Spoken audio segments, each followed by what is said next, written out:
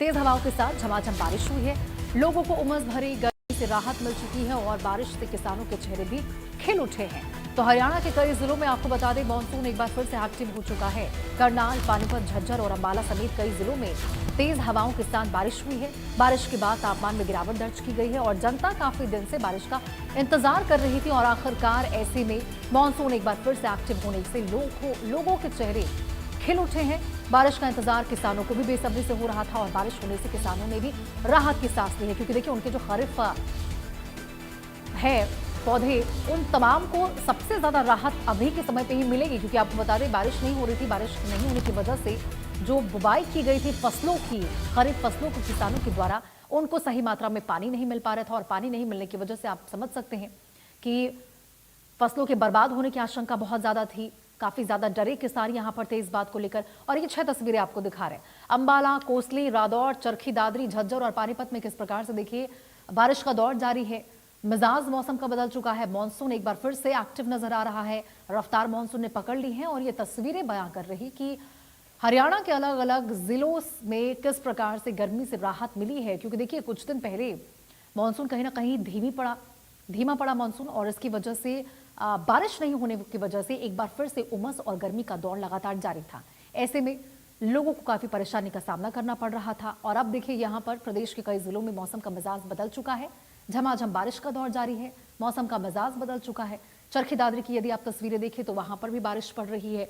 पानीपत में भी बूंदाबांदी लगातार जारी है। रादौर में भी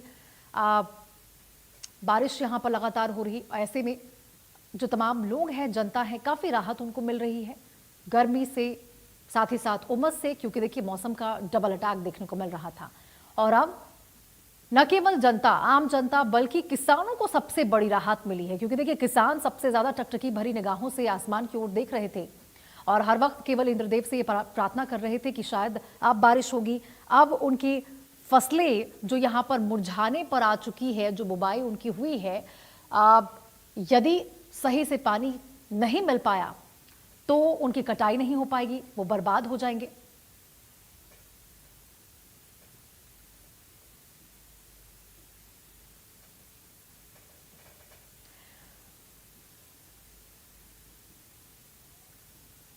तो देखिए राजेश मजोका पानीपत से हमारे सहयोगी और सुरेंद्र शर्मा चरखी दादरी से हमारे सहयोगी जुड़ चुके हैं मौसम के मिजाज पर ज्यादा अपडेट देने के लिए। रुक करेंगे सबसे पहले पानीपत से राजेश मजोका का। राजेश, जरा बताइए पानीपत में क्या माहौल देखने को मिल रहा है, क्या एडवाइजरी जारी की गई, कब तक मौसम इसी प्रकार से सुहावना नजर आएगा? जी बिल्कुल, देखिए आईएमडी की अगर चेतावनी की बात करें तो आज उन्होंने 5 जिलों में चेतावनी जताई थी कि 5 जिलों में लगातार बारिश होगी और उसी प्रकार ये 5 जिले हैं उनमें अभी पिछले 1.5 घंटे से लगातार बारिश जारी है। और पहली बारिश जिसे मानसून की बारिश कहा जाता है, वो उस प्रकार की बारिश आज पहली बार हुई है। जगह जगह जल भराव हो गया है और करीब 1 से 1.5 घंटा मूसलाधार बारिश हुई। ऐसा अंधेरा छा गया था कि जिस पर मानो की रात हो गई है और ऐसी बारिश पहली बार अभी हुई है। अगर तापमान की बात की जाए तो अभी लोगों को अब इस समय पर ठंड महसूस हो रही है, क्योंकि तापमान में काफी बड़ी गिरावट दर्ज की गई है। वहीं अगर न्यूनतम तापमान की रात की बात की जाए तो रात तापमान करीब 32 डिग्री सेल्सियस के करीब था और जो अब तापमान है, दिन के तापमान की बात की जाए तो दिन का तापमान 25 डिग्री सेल्सियस हो गया है। वहीं शहर में जो ये बरसात है उससे तो कई जगह पर जल भराव हुआ है, भारी बारिश हुई है और जल भराव के कारण जो लोगों को समस्या आई है उससे एक समस्या ये और दूसरी तो राहत भी कई लोगों को मिली है। दूसरी किसानों की तरफ जो हम देखें तो किसानों की तरफ रुख करें तो पानीपत और करनाल ही एक ऐसा जिला था जहां सबसे कम बारिश हुई थी। 95 mm के करीब बारिश हुई थी। हालांकि इस समय तक 135 mm तक बारिश हो जानी चाहिए थी, पर अब जो बारिश हुई है वो कहीं ना कहीं इसकी जो पूर्ति है वो करेगी और जो किसान है उनके जो धान। बिल्कुल राजेश, तो भले कम बारिश हुई है लेकिन यहाँ पे बारिश का दौर तो शुरू हो चुका है, यही बहुत बड़ी राहत की बात है पानीपत के वासियों के लिए। हमारे सहयोगी सुरेंद्र शर्मा भी जुड़े हुए हैं चरखी दादरी से। सुरेंद्र, जरा बताइए कब से यहाँ पर बूंदाबांदी का दौर चरखी दादरी में, अभी क्या मौसम का मिजाज वहां पर? जी बिल्कुल, बताना चाहूंगा कि सुबह 7 बजे ही काली घटाएं आसमान में छा गई थी और उसके बाद लगातार 8 बजते बजते बारिश शुरू हो गई और अब हल्की केवल बूंदाबांदी हो रही है और गर्मी बनी हुई है। लेकिन जो बारिश हुई है उससे लोगों को जो भीषण गर्मी थी, उमस भरी, उससे राहत जरूर मिली है। वहीं अगर मैं बात करूं यहाँ के किसानों की, तो किसानों को सबसे ज्यादा फायदा यहाँ होने वाला है क्योंकि जो सब्जी की फसल थी वो खराब हो रही थी तापमान बढ़ने के कारण, जिससे सब्जियों के तापमान भी बढ़ गए। तापमान के कारण सब्जियां जो खराब हुई उससे सब्जियों के दाम भी बढ़े। और अब बारिश हुई है तो सब्जियां खराब नहीं होंगी तो लोकल में जो सब्जियां हैं वो यहाँ सब्जी मंडी में आएंगी और बाहर से नहीं मंगाने पड़ेंगे। इससे कुछ ना कुछ तो लोगों को राहत भी मिलने वाली है। वहीं मौसम विभाग का लगातार अलर्ट भी है और 24 घंटों में लगातार यहाँ तेज बारिश होने के आसार बताए जा रहे हैं। वहीं तापमान में गिरावट या करीब 34 डिग्री सेल्सियस जो तापमान था अब गिरकर 27 डिग्री सेल्सियस हो गया है, जिससे लोगों को कुछ राहत भी मिली है। वहीं अगर यहाँ के प्रशासन की मैं बात करूं तो बारिश से निपटने के लिए जो जल भराव हो जाता था उसके लिए अधिकारियों को विशेष निर्देश भी दिए गए थे, लेकिन जैसे ही बारिश होती है तो अधिकारियों की जो दावे किए गए थे उनकी पोल खुलती नजर आती है। वहीं जल भराव की स्थिति बन जाती है और लोगों को परेशानियों का सामना भी करना पड़ता है।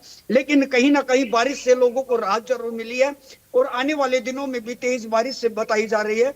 अगर मैं 4 दिन की बात करूं तो लगातार 4 दिन तक तेज बारिश जिला चरखी दादरी में बताई जा रही है।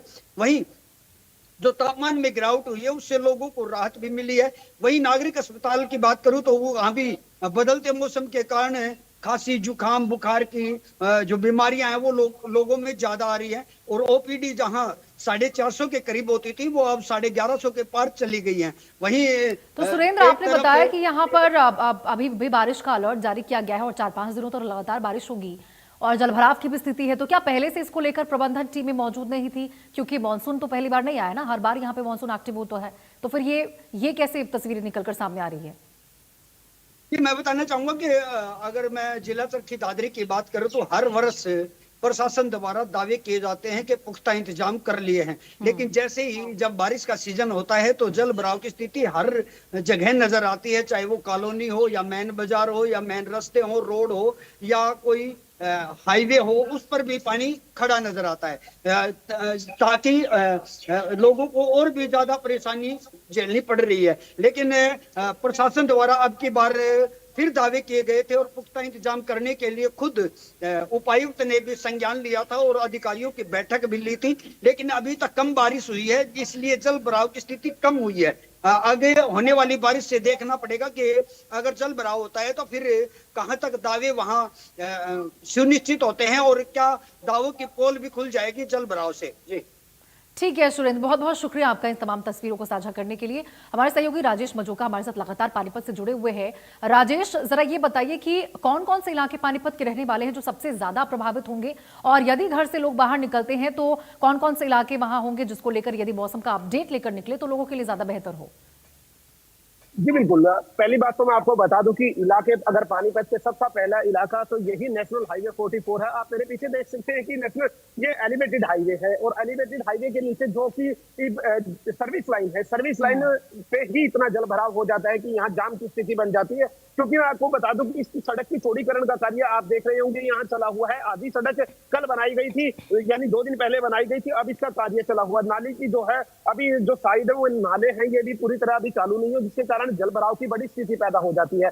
वहीं अगर बात की जाए तो आप कॉलोनियों की बात कर रहे थे, तो अधिकांश कॉलोनी जो पानीपत की आउटर की सभी कॉलोनियां हैं इनके अंदर जल भराव की स्थिति रहती है और ड्रेनिंग सिस्टम जो है पानीपत का अभी दुरुस्त नहीं है, क्योंकि छोटी कैपेसिटी के ड्रेनिंग सिस्टम है। चौड़ीकरण का कार्य यहाँ चला हुआ है जिसके कारण नालों को उभाड़ के रखा गया है और मानसून से पहले उन कामों को दुरुस्त करना था, जो कि ड्रेनिंग सिस्टम को दुरुस्त करने की बात है, ये नदी नालों के तट बंद करने दुरुस्त करने की बात है। उनमें जो है 30 जून का उनको समय दिया गया था, पर आज जुलाई भी निकल चुका है, अगस्त स्टार्ट हो चुका है, अभी तक वो कार्य अधर में लटके हुए हैं। तो इसकी जिम्मेदारी किसकी होती है राजेश? ये जो समय सीमा तय की गई थी यदि और समय सीमा पार हो चुकी है, मानसून एक्टिव हो चुका है, जल भराव हो रहा है और यहाँ पर अभी भी काम जारी है, ऐसे में तो हादसों का शिकार लोग हो सकते हैं।